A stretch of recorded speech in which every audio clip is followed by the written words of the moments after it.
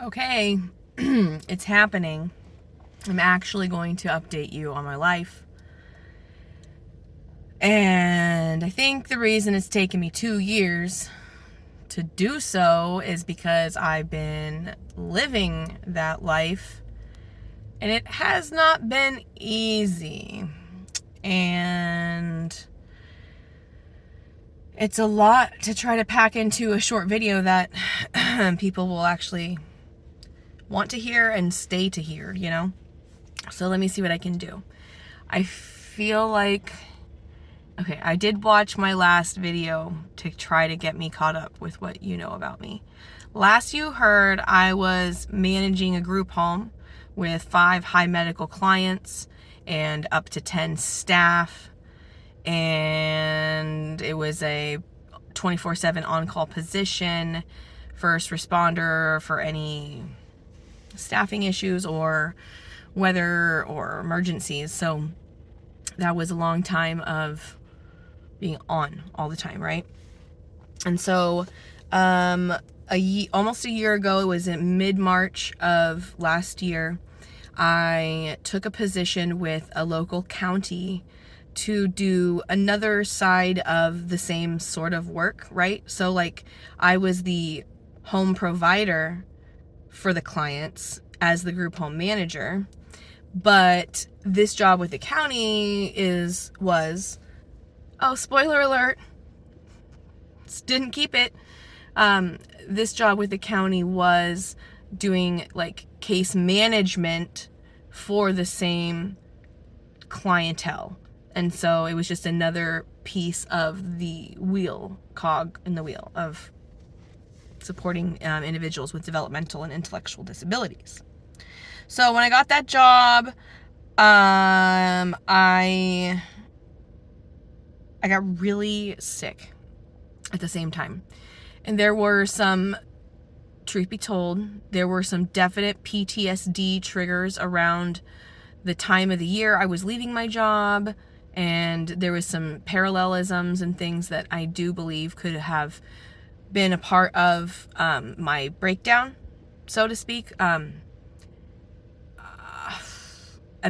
7 years in, and it like literally crashed hardcore at like the 7-year anniversary mark. I was like, wow, I'm completely just as debilitated but different. So anyways, backtrack. I took the job in March.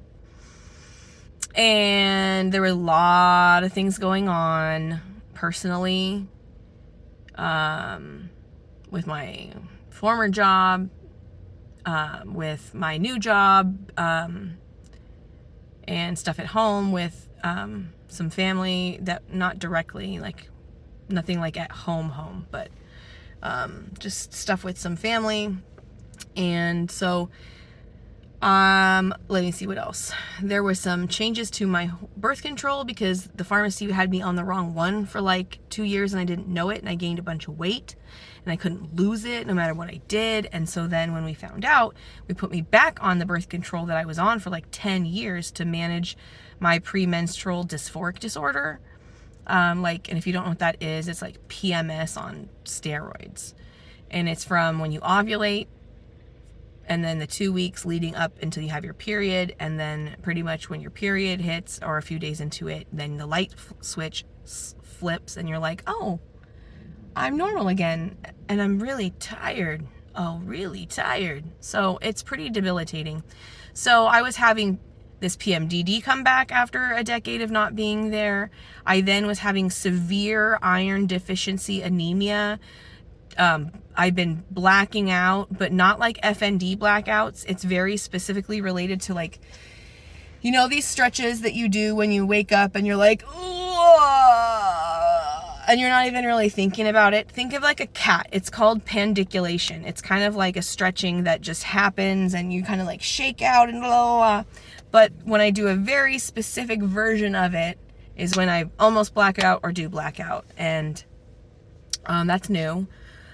But during the late luteal phase, so like this week I'm in right now leading up to my period, putting on a sock has me so winded I have to like stop to catch my breath. It's a lot of weird stuff. But with all that to be said, around the time about 2 years ago, I started getting his severe night sweats and hot flashes. And so I dug in, and I do have early or perimenopausal women in my mom's side of the family.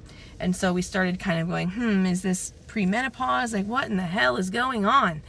And meanwhile, at the job, there was a mismanagement of the caseload that I was given to manage, and I didn't have the experience or the support or the mental stability at the time with everything else that was going on to be able to do that. And so, like, it wasn't going good. It wasn't going good. And it got to the point where I was just literally too sick. I literally was too sick to do the job. And I had a friend tell me, sometimes you can't just pick up your bed and walk. I come from the mentality of, like, suck it up, you got to work out of your have to, you can do it, man up, tough up, you're this, you're a Holzner, like that kind of thing. And yes, and you can't always pick up your bed and just walk just because you want to. And so that's when I decided that I just needed to resign. And it was scary, but what was interesting is, so I lasted 10 months.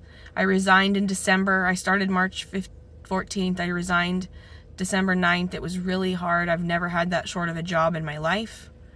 I don't quit. I'm awesome at everything I do because I'm neurotic and I don't quit. And you all know we have this, like, resilience because we suffer and we're miserable and we can endure.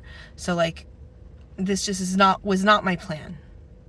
But had I not gone from group home management to case management, I never would have known how much experience that I have in all the things that are required for group homes and foster homes. And so when I was in the role of the case management, all I kept feeling was this huge burden and need that I want to help the providers, because I am kind of expert-y on their job, not the case management, that's for sure. But, like, their side of the job, I'm like, I know this stuff. And so I actually opened my own business. I got an LLC. I've got business cards. I have one. And I'm working with a free mentorship for my new business. And I'm getting really close to being able to start working with a few kind of, like, test clients, and then kind of start to continue to hone in on everything. But here's my card. It's just like some generic-y thing. Eventually, I'll have to figure out details, but it says community and humanity, and I need to work on my title, but anyways, that's cool. So I never would have known that I would have had that vision had I not taken that step, And then also I met a client, and it was like the universe was like, here. And so when I left, she's now become like an extra child, and she really values me. And if you saw my little short video, it relates to that. And I had just finished spending time with her, and I knew that there were things I didn't get, and I asked myself while I was driving, like, what would I need as a wounded teen to meet some of my needs of nurture and attention that I didn't get as a child, that set me on a trajectory to traumatize myself with things in life? And how can I help this young lady avoid that potentially? And so I did the most weird and awkward thing for me. I'm all about physical touch and stuff, but I'm no different than her, and, like, I didn't get that as a kid. And so for me, it's like, You didn't get it as a kid. Where's the only way to get it? Sexual things, right? So like I'm all about snuggling Joe and like physical touch and definitely my dogs and stuff, but like I didn't get to spend a lot of time sitting with her because when she visited, because I don't sit down very well, which by the way, next video is going to be about a trauma releasing exercise. And I don't think ADHD is really a lot of ADHD. It's actually trauma. And I did this trauma releasing exercise and it has helped slow down my racing mind so much. I need to learn how to do a react video to that video to share it, but that'll be coming. Anyways, it's hard for me to sit down, and I didn't spend sorry, I just got a message that took my brain somewhere else. I didn't spend a lot of time sitting with her where she could like lean against me. And so when we were driving across town, it was so uncomfortable. But I reached over and I offered her my hand to hold. And she latched onto it with both hands. And I was just like, and that's when I was struck with the profound reason why I had to go to that job, to see from a different vantage point of what my next calling is. And it's to be a healthy credit to that young lady's life. And there's probably so many more things to it that I haven't even begun to understand yet, but it's been really eye-opening and self-reflecting and super awesome. So with that to be said, I don't regret that I had to lose my job, and now it's the first time in my life that I can just be at peace and not be on all the time and be on like a super stressful job. And like I realized I was a traumatized child. I was traumatized in my teens. I've been chronically traumatized with health stuff. I was traumatized again as an adult, and I've never ever truly taken the time to work on it in a way that is meaningful and making change. And I'm here for it, and I'm freaking stoked. So I thought maybe you guys want to hear about that kind of journey. Because I, at the beginning of FND, would be like, no, I dealt with all my stuff. This is pain. I've dealt with everything. I'm good. The body keeps score. So, okay.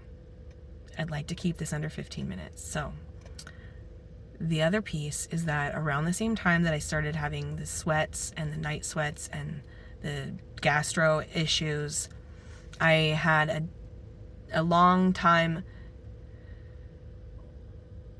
cavity that opened into a hole. And at different times, I felt really convicted that this is an infection that is contributing to the systemic infection type lab results that I'm getting. And I saw a dentist and he's like, no. And I was like, okay, bye, Felicia. And then I just left.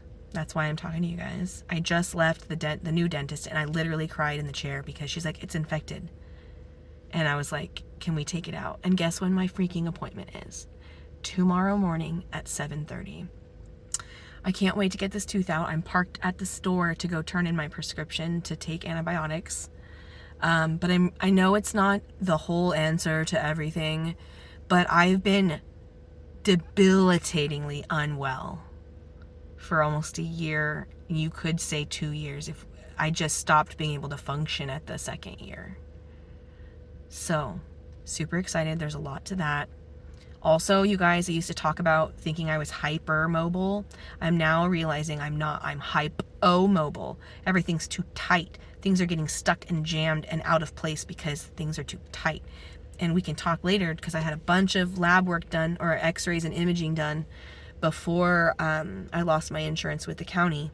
And I definitely have arthritis all down my spine. And I've been diagnosed with psoriatic arthritis in the past, but then there's a lot of interesting things about the body keeping score. And look up Gabor Mate. That's not his book, but he also does a lot on this topic, and more to follow because I'm in total research mode. So, but it's 14 minutes. I got 5 seconds. So, all right, guys, I'm back.